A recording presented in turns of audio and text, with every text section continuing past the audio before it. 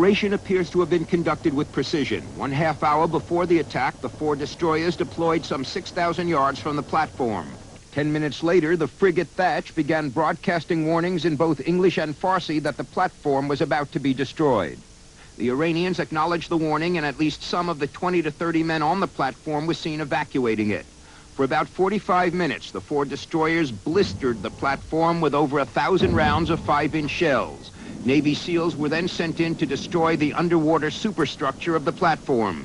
After completing that work, the SEALs briefly occupied a second, now abandoned platform 5 miles to the east, destroying radar equipment and seizing some light weapons. There were no U.S. casualties. Ignored in today's attack were several targets of far greater military value, including the missile sites on the Fao Peninsula from which last week silkworms had been launched, and the big military base at Bandar Abbas. Among the reasons, these targets would have been harder to reach, costlier in terms of U.S. casualties, and would have gotten the U.S. more directly involved in the Iraq-Iran war. Weinberger said even this more modest effort packed a message to Iran. What is important is for Iran to realize that they cannot make unprovoked attacks on neutral, non-belligerent, legitimate shipping in the Gulf without some cost to them. But military leaders are not predicting an end to the violence. I think they're a little frustrated to find ways to genuinely hurt us, but I suspect they'll keep searching. Whenever we are attacked, we are entitled to defending ourselves, and we are going to do that. Evacuate the platform immediately. I repeat, evacuate immediately.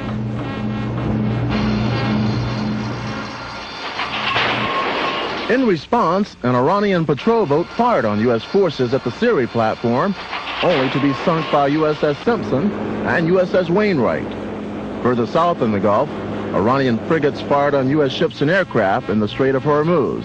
I don't know if anybody else was surprised about the response from the Iranians, but I certainly was. While these attacks may have been unexpected, the Navy was not to go. During the 9-hour clash between U.S. and Iranian forces, Navy ships and aircraft made successful strikes against Iranian frigates and speedboats. Navy officials say all but one missile fired was on target. Meanwhile, when the Iranians were launching missiles at U.S. ships, sailors fired metal chaff into the air to confuse those missiles' guidance system. The result, all of the Iranian missiles there are. Naval aviators were also ready. All of the A-6 Harpoons were direct hits, as were the laser-guided bombs. We also used other ordnance against the Bog Hammer, a very high-speed speedboat, difficult to hit. A maneuvering target at sea is a very difficult thing to hit, but our pilots showed their skill, and our ordnancemen showed how well they could do the job. Officials say this kind of success, both in the air and on the sea, prove that Navy weapons programs are just what the doctor ordered. What it tells me is that we're building the right weapons to do the job. They worked, and they worked as fast as it comes up. And that instinctive response comes from training. It's often been said that the reaction, the initial reaction of an individual is highly dependent on his training. And the CNO added the events of last week proved that not only naval personnel are well trained. I think all of our people, and by this I'd have to say the people of all the services involved in that engagement, or that series of engagements last Monday, all of them demonstrated a very high level of professionalism, good coordination, good professional competence. For Navy News This Week, I'm Petty Officer. Good professional competence. For Navy News This Week, I'm Petty Officer. Exports under attack from Iraq, the Soviet link with Iran could become a vital lifeline. The Americans will continue to claim that their role is purely one of protecting oil supplies. But however measured today's raid, the longer these clashes continue, the more doubts will grow how far America can show her power in the Gulf without inducing an unwelcome Soviet response. We're just lucky that platforms.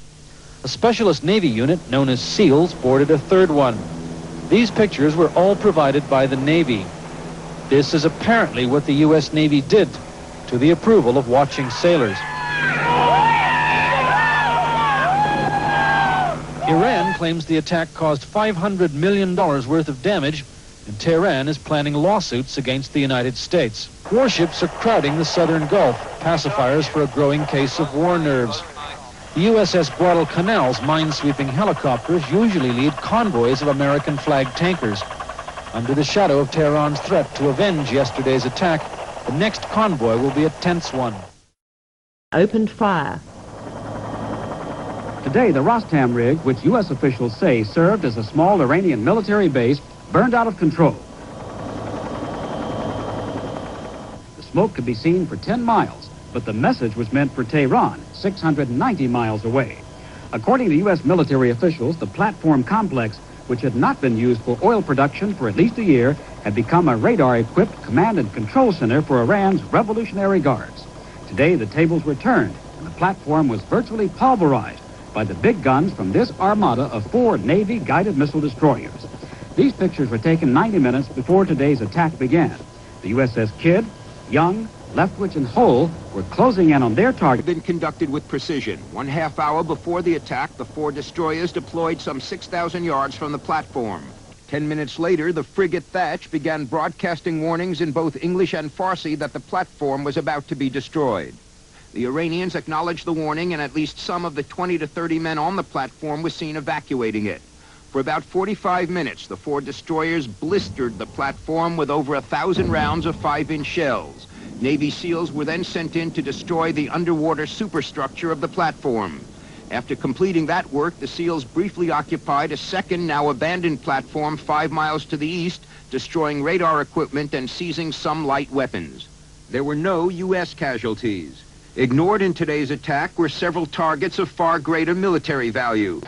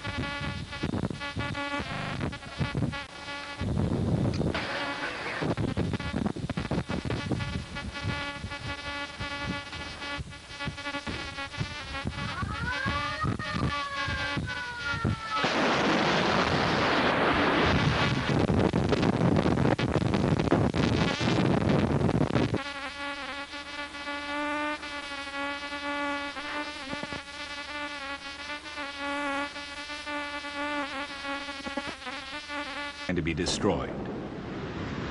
After the Iranians evacuated the platforms, sailors from the Roberts boarded them and discovered large numbers of anti-aircraft guns and missiles. The platforms were then destroyed by gunfire, while aircraft from the carrier Enterprise prevented any interference.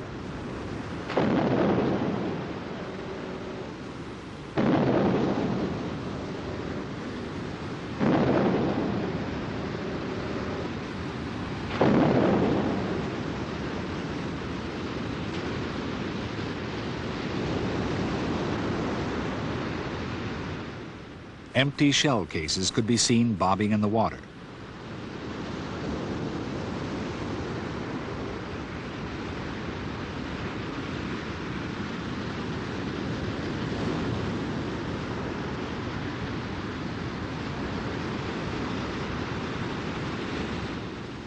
For me immediately. Okay, do you give us more time till we know what to do? We don't have the order to leave the platform. They don't let us. evacuate immediately. You have less than 1 minute. 8 a.m. in the Persian Gulf. 3 U.S. warships warn an Iranian oil platform at Siri, while 3 more get ready to attack another at Sasson. Both platforms have radar and communications equipment to help direct Iranian attacks against Gulf shipping. The firing begins. At Sasson, Marines board the platform to complete its demolition. Their job done, the ships steam away. At Siri, the fire is too hot for the Marines to climb aboard. Suddenly, a small Iranian missile boat is spotted headed toward the U.S. ships. We engaged, and he fired at us simultaneously with a missile. The Simpson fired 3 standard missiles, 2 of which hit the PTG. The Wainwright fired 1, which hit the PTG. We have subsequently closed it and fired another missile and it's sunk. 2 threatening Iranian Phantom jets are also spotted. They're driven off by missiles fired from the Wainwright. 3:30 p.m. Iranian patrol boats retaliate against an American-operated oil platform and set it ablaze. An American service boat, the Willie Tide, is hit by Iranian guns, but damage is slight. An American worker aboard the platform describes the scene. They're like setting ducks, you know, and if I had a grenade launcher or something like that, I'd have fired at them. I would have. The British tanker York Marine is attacked by 3 Iranian patrol boats, set afire, and evacuated by its crew. U.S. attack jets off the carrier Enterprise finally arrive on the scene and sink 3 Iranian Boghammer patrol boats. 3:35 p.m.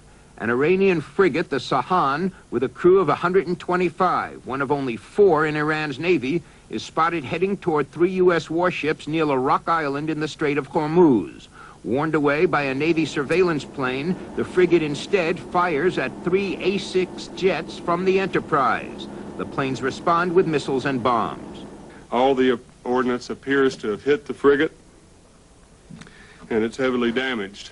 5:17 p.m. A second Iranian frigate, the Sabalan, allegedly fires on another U.S. jet, which returns the fire with a single laser-guided bomb. Astonished by Iran's unprecedented boldness in challenging superior U.S. combat in the Straits of Hormuz was modern naval warfare. Long distance, impersonal. You seldom see your enemy. You trust your machines to find him for you.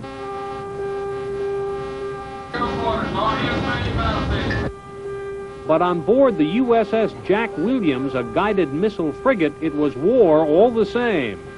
From our perspective, it's probably a day that 230 guys on this ship will remember for the rest of their lives. Remembering when they raised the ship's battle flag and put her into battle speed.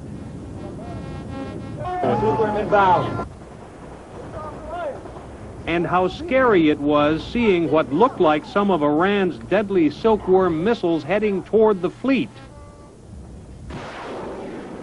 Firing off some metal chaff to confuse the guidance system of those missiles. The ship wasn't hit, and although the Pentagon now says it has no evidence any silkworm missiles were fired, there was certainly something out there. The U.S. Navy was under attack, and it struck back. Off the starboard bow, the destroyer, the USS Strauss, firing a Harpoon missile that disabled an Iranian warship beyond the horizon. Off to port, the cruiser, the USS Wainwright, preparing to destroy an Iranian attack boat after sending it a message. This is a warning. Stop and abandon ship. I intend to sink you. Over. One of the USS Jack Williams' own missiles, this one, wrecked still another Iranian warship. It was all over by midday. No American casualties, but one of the fleet's helicopters and its 2-man crew is still missing. Despite the presence of the U.S. fleet, this piece of the Persian Gulf remains the most dangerous stretch of ocean on Earth. The Persian Gulf in 1988 was an international hotspot. Marine Cobras and their pilots, along with a multinational naval force, were tasked to defend all nations' right of free passage. The Iran-Iraq war had raged for years, and now Iran had threatened Iraq's ally, Kuwait, with the destruction of their oil tankers.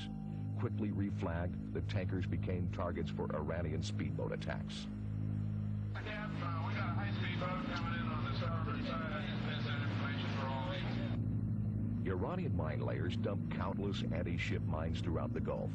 These mines damaged several tankers and Navy ships.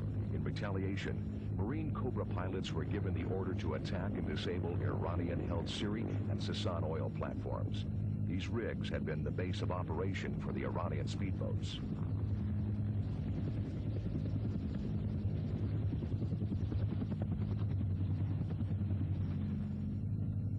This is U.S. Navy warship. You have 5 minutes to evacuate your platform. Any actions other than evacuation will result in immediate destruction. The Iranians wanted to play hardball. They ignored the evacuation orders and fired on nearby U.S. warships. The Cobras went to work. Their pilots zeroed in on the oil platforms and fired their devastating tow missiles and 20mm cannon. Keeping the crosshairs in the target box, the pilots guided the tows to the most vulnerable parts of the oil platforms, ensuring maximum destruction. Be aware that on platform 3, the building is experiencing secondaries at this time. I'm on target. Warrior Gold, this is Eagle. The ball game is yours. No shoot. You bears 219, 14,900 yards. Bring him down, bring him down, bring him down. There you go. That's it. 447, can you mark them off our attack end? Check the other platforms. Shoot high on 7. Rig 7.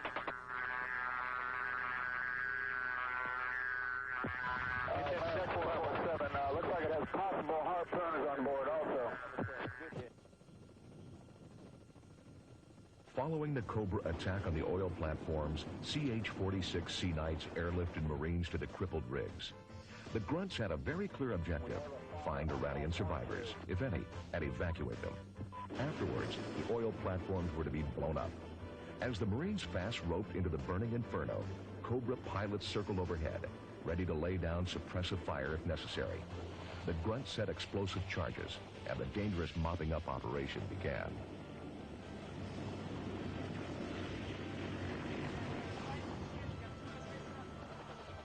Iranian anti-aircraft artillery used against the Cobras lay abandoned on the platforms.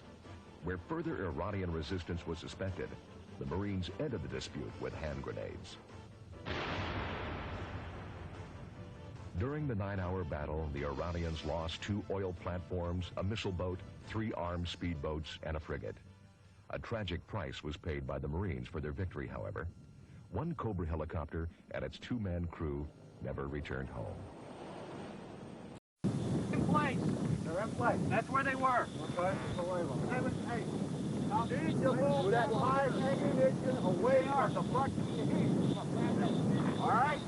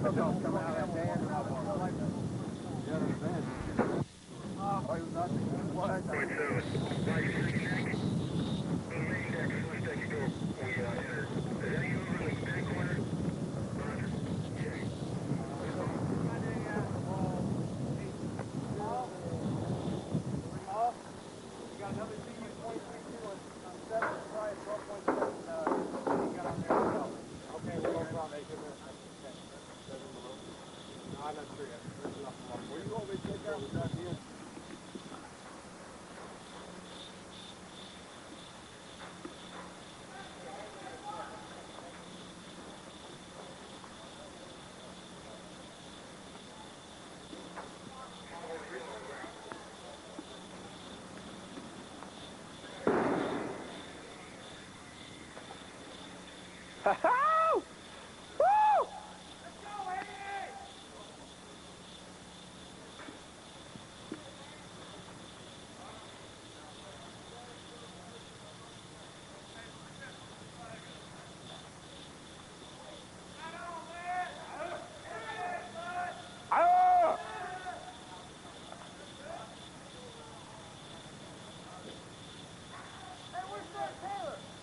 Right here. Hey, come out, get my camera, get a picture.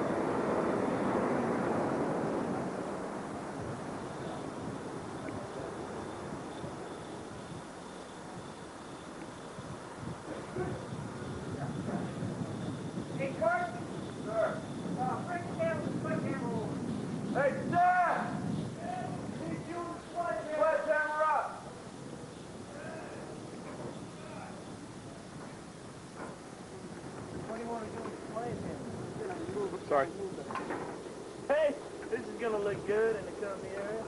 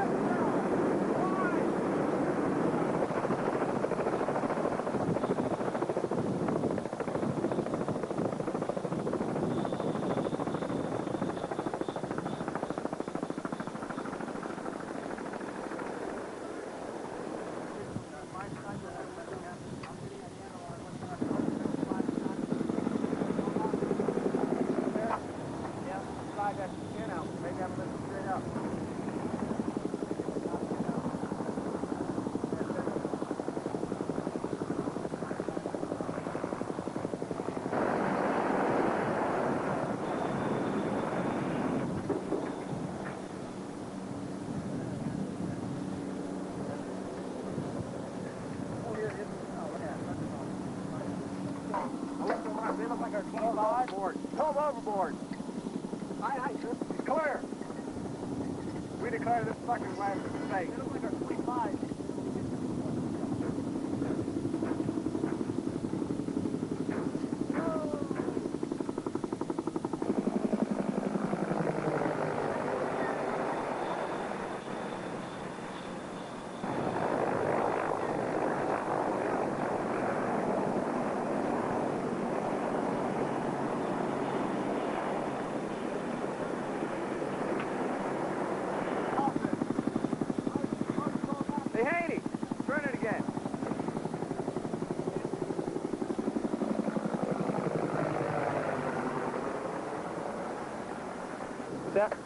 Killers out here.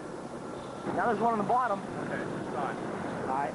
Okay, what's just happened is the Iranian platform has been secured. We had naval bombardment, and as you saw earlier, it devastated the thing pretty good. Then we had our Marines go in and make sure that the platform was secure. And it turns out there was nobody on board. And we've secured some weapons, some ammunition.